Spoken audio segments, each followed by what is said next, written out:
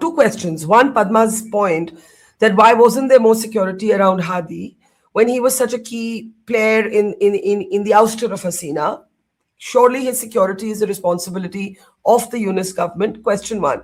Question two, from an Indian perspective, the reconciliation between Pakistan and Bangladesh is very interesting to watch.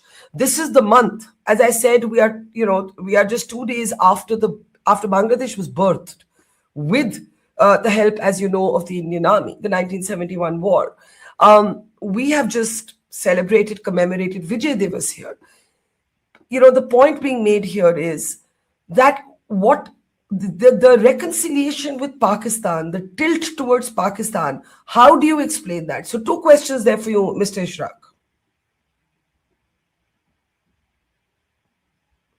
Well, I think he was mentioning to us problems with his electricity. So I'm sure he'll rejoin and maybe take those questions. Yeah, Padma, you have a sentence there, and then I want to go to Ambassador Sikri. Yeah.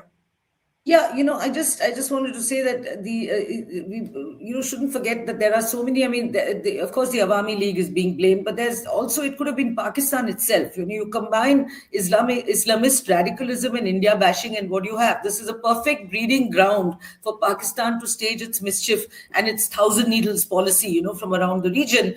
And if you look at the tensions in Myanmar, Barkha, and beyond, for instance, the recent face-off between Thailand and Cambodia, one can, certainly sense a China hand behind it, as the MEA has implied, if not stated outrightly.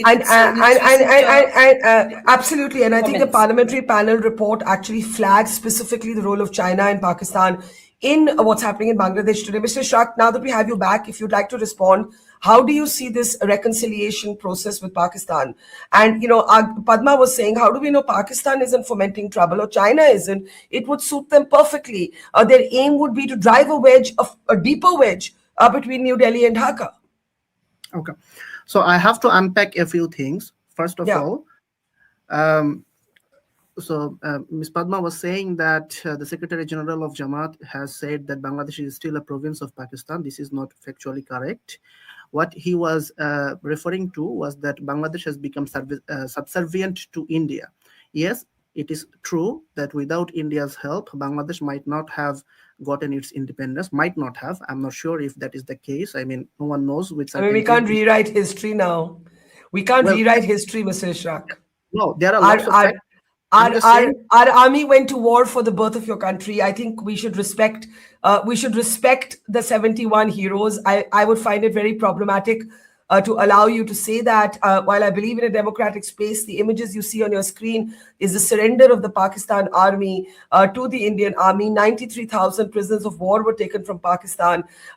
If this war had not been fought by my country's military, your country would simply not exist today. I just cannot allow the erasure of this history. I think the freedom fighters in my country would object to the idea that without India's help, that is the decisive factor. So if you say that India was the decisive factor in Bangladesh's independence from Pakistan, I think they would object to that. I'm only referring to that. I'm not saying. I think East Pakistan would still exist and Bangladesh would not. It's quite clear. Okay, I have to agree to disagree here because I'm not. All right. I'm saying one of the possibilities, but there might be other possibilities. I'm just saying it's a disservice both to those who fought for your country's birth, but it's a big disservice to our country's army because it was not our war and we still fought it and we went to war and we enabled the birth of your country. So I think that acknowledgement, whatever other differences you may have with us today, I think that acknowledgement, and to not have that acknowledgement, is a complete rewriting of history and a complete disrespect to men who went to war for Bangladesh. I think we'd be calling it East Pakistan today if 1971 hadn't happened. Look, there are two things here. First one is I'm not saying that Indian army did not play any role. My point is whether its role was the decisive factor. So that is a debate. I think I don't think it's a debate. With respect, I think my guests are also getting very agitated over this. So let me get two quick responses from them very quickly because we have other questions for you. Ambassador Sikri, to you first. I think that the obsession of the people who are now think they're in power in Bangladesh, the obsession to prove that whatever India did was wrong is going to be the end of them, because the point is that the people of Bangladesh think otherwise.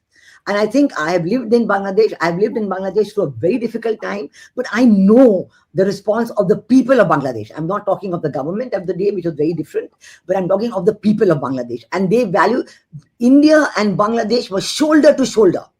And Bangladesh understood what was going on. And India's military intervention, India's military support was absolutely decisive. You're absolutely right, Barkha, on what you say.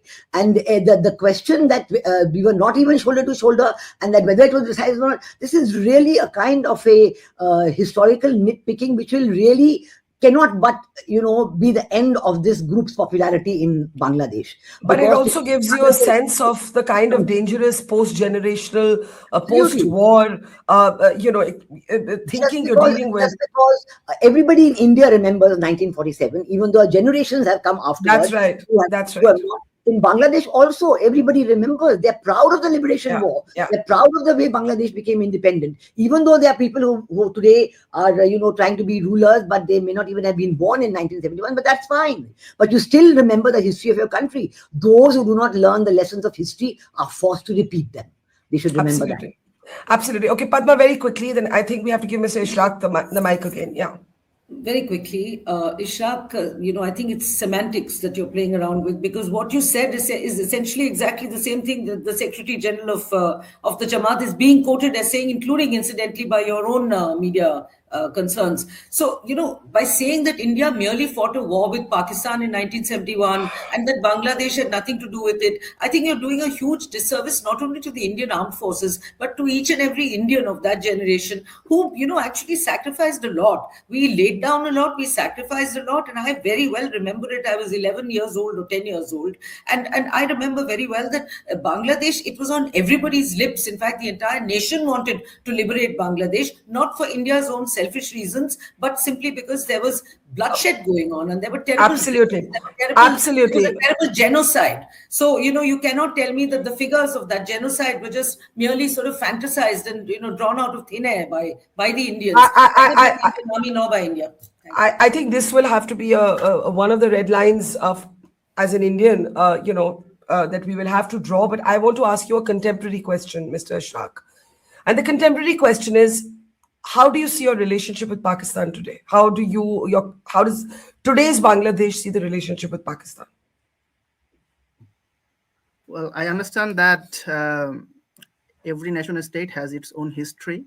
And the way you are drawing the red lines, it feels a bit suffocating. So you have to allow me some space so that... Sir, you don't have space to speak freely in your own country. I think you probably have more space on my program than you do in Dhaka today.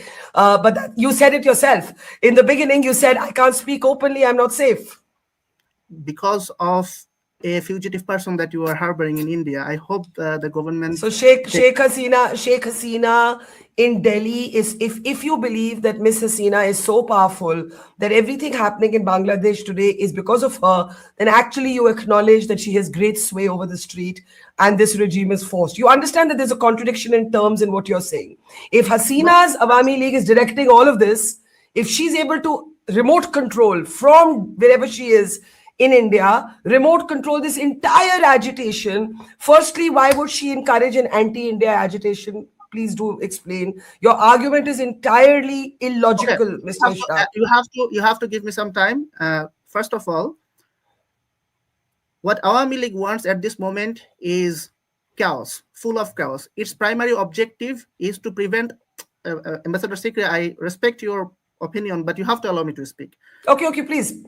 So, the chaos. Why does it need the chaos? It needs the chaos to prevent the elections from taking place. Because if the elections take place free and fair without any fear of intimidation, 70 to 80%, that is my guess. I have been talking to the people on the street, although Ambassador Sikri might think that she knows Bangladesh better than I do and knows Bangladeshis better than I, despite being a Bangladeshi, no.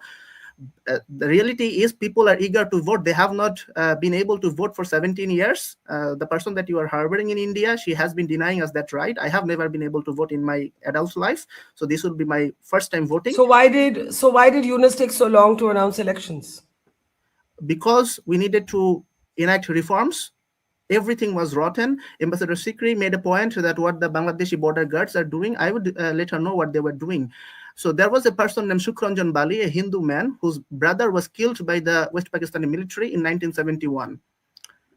He was abducted by Hasina's men, tortured to falsify his testimony against a Jamaat Islami leader, Hasina's opponent, Delwar Hossain Saidi. And when that Shukranjan Bali, a Hindu man, refused to follow Hasina's orders, he was found in Kolkata jail.